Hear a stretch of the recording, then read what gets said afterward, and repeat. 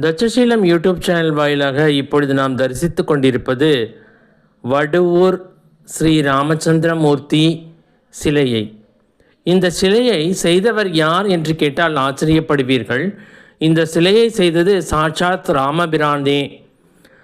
ராமபிரானே சிலையை செய்து முனிவர்களிடம் ஒப்படைத்ததாக ஒரு ஐதீகம் நிலவுகிறது. முனிவர்கள் பாதுகாப்பு கருதி ராமர் லக்ஷ்மணர் சிலையை ஆலமரத்தில் ஒளிய வைத்தனர். சரபோஜி மன்னர் கனவில் தோன்றிய ஸ்ரீ ராமச்சந்திரமூர்த்தி தனக்கு கோவில் கட்ட விரும்பினார்.